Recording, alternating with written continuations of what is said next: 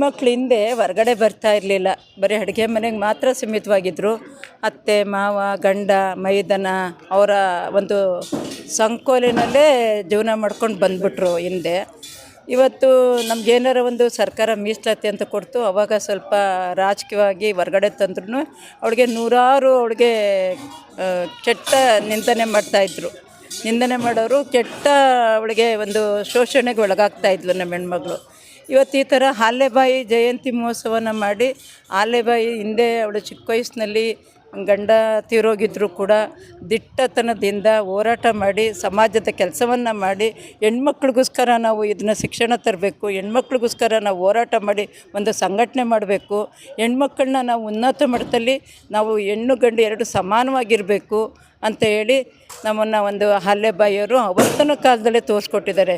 ಅದರಿಂದ ನಾವು ಕೂಡ ಇವತ್ತು ಎಲ್ಲ ಒಂದಾಗಿ ಸೇರಿಕೊಂಡು ಇವತ್ತು 50 ಜನ ಆಗಿರ್ಬೋದು, ನಾಳೆ 1000 ಜನ ಆಗ್ಬೋದು, ಮುಂದಿನ ದಿನದಲ್ಲಿ 2000 ಜನ ಆಗ್ಬೋದು.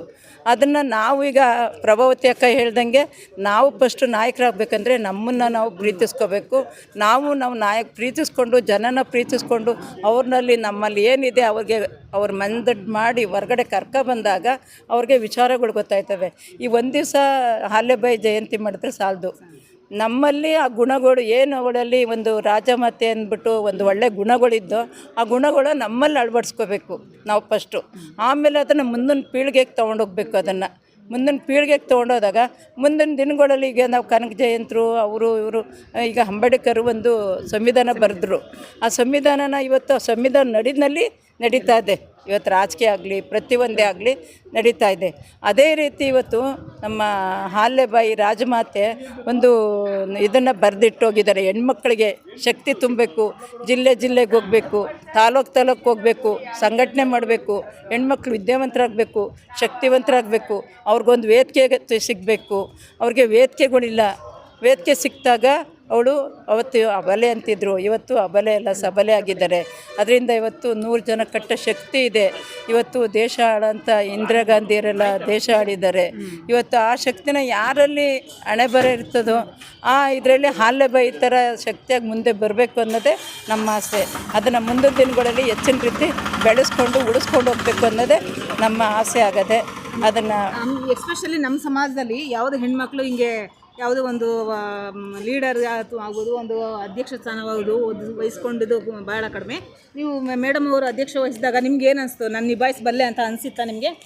ನನಗೆ ಈಗ 4 ದಿವಸದಲ್ಲಿ ಬೆಂಗಳೂರಿನಲ್ಲಿ ಕಾರ್ಯಕ್ರಮ ಕ್ಯಾನ್ಸಲ್ ಆಯಿತು ಅಂದ ತಕ್ಷಣ ನಾನು ಫಸ್ಟ್ ಮಾಡಿದ್ದೆ ಅಕ್ಕನಿಗೆ. ನನಗೆ ಫಸ್ಟು ಮನ್ಸಿಗೆ ಬಂದಿದ್ದೆ ಅಕ್ಕನಿಗೆ. ನಾನು 4 ವರ್ಷದಲ್ಲಿ ಅಧ್ಯಕ್ಷರು ಮಾಡಿದ್ರು. ಆದರೆ ಅಧ್ಯಕ್ಷರು ಮಾಡಾದ್ಮೇಲೆ ನಾನು ಸುಮ್ಮನೆ ಒಂದು 50 ಜನ 20 ಜನ ಸೇರಿಕೊಂಡು ಒಂದು ಫೋಟೋ ಇಟ್ಟು ಪೂಜೆ ಮಾಡಿ ಒಂದು ಸ್ವೀಟ್ ಕೊಟ್ಬಿಟ್ಟು ಹೋಗ್ತಾಯಿದ್ದು. ಸರಿ ಅಕ್ಕ ಹಿಂಗಿದೆ ಅಂದರು. ಅಯ್ಯೋ ನೀನು ಇಷ್ಟೇ ಮಾಡ್ಕೊಂಡಿರಬೇಡ, ಮಾಡಿಬಿಟ್ಟು ಹೋಗಿದ್ದಾರೆ, ನಾನಿದ್ದೀನಿ, ನಿನ್ನ ಕೈಲಿ ಎಷ್ಟು ಸಾಧ್ಯವಾಗುತ್ತೆ ಹೆಣ್ಮಕ್ಳು ಕರಿ, ನಾನು ಬರ್ತೀನಿ ಅಂತ ಹೇಳಿ ಅವರು ನಿಜವಾಗ್ಲೂ ಅವರ ಧೈರ್ಯಕ್ಕೆ, ಅವರ ನಮ್ಮ ಬೆಂಬಲಕ್ಕೆ ನಿಜಕ್ಕೂ ಅವ್ರಿಗೆ ನಾನು ಈ ಆಲೆಬಾಯಿ ತಾಯಿ ವತಿಯಿಂದ, ರಾಣಿ ಕಡೆಯಿಂದ ಅವ್ರಿಗೂ ಕೂಡ ಒಂದು ಆಲೆಬಾಯಿ ಶಕ್ತಿ ನಮಗೆಲ್ಲ ಕೊಡಲಿ, ನಮಗೆಲ್ಲ ತುಂಬವ್ರೆ ಅವರು. ಇವತ್ತು ಅವರೇ ಒಂದು ಕಡೆ ನಮಗೆ ಆಲೆಬಾಯಿ ಥರ ಕಾಣ್ತವ್ರೆ ಅಂದರೂ ತಪ್ಪಾಗಲಾರ್ದು. ಇವತ್ತು ಏನು 300 ವರ್ಷದ ಜಯಂತಿ ಮಹೋತ್ಸವ ನಮ್ಮ ಮಂಡ್ಯ ಜಿಲ್ಲೆಗೆ ಬಂತು.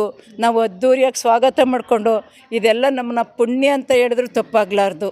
ಇವತ್ತು ನಾವು ನೋಡೇ ಇರಲಿಲ್ಲ ಜ್ಯೋತಿ ಅಂದ್ರೇನು, ಯಾವಾಗ ಬರುತ್ತೆ, ಹೆಂಗೋಗುತ್ತೆ, ಎಲ್ಲಿ ಕರ್ಕೊಬರ್ತಾರೆ ಅಂತಿದ್ದು. ಇವತ್ತು ಅದ್ದೂರಿಯಾಗಿ ನಾವು ಹೆಣ್ಮಕ್ಳು ಹೋಗಿ ಸ್ವಾಗತ ಮಾಡಿ ಆ ತಾಯಿನ ಹುಟ್ಟಿದ ಜಯಂತಿ ಮಹೋತ್ಸವನ ಮಾಡಿದ್ವಲ್ಲ, ನಾವೆಲ್ಲ ಪುಣ್ಯವಂತರೇ. ಆ ಪುಣ್ಯವಂತರಾಗಬೇಕು ಅಂದರೆ ಒಬ್ಬರು ಕಾರ್ಯಕರು ಅದಕ್ಕೆ ಕಾರಣಭೂತರು. ಅದು ಕಾರಣಭೂತರು ಅಂದರೆ ನಮ್ಮ ಪ್ರಭಾವತಿ ಅಕ್ಕರು. ಅದೆಲ್ಲ ನಮ್ಮ ಮಂಡ್ಯ ಜಿಲ್ಲೆ ಒಂದು ಏನು ಈಗ ಹೆಣ್ಮಕ್ಳು ಇದಿತ್ತು ಸಂಘ, ಅದೆಲ್ಲ ವಿಶ್ವಾಸ ಪ್ರೀತಿ ಎಲ್ಲ ಅದು ಅವ್ರಿಗೆ ಸೇರಬೇಕು ಅಂತ ಹೇಳ್ತೀನಿ. ನಾನು ಹೇಳಿದ್ರೆ ತಪ್ಪಾಗಲಾರ್ದು ಮೇಡಮ್. Thank you.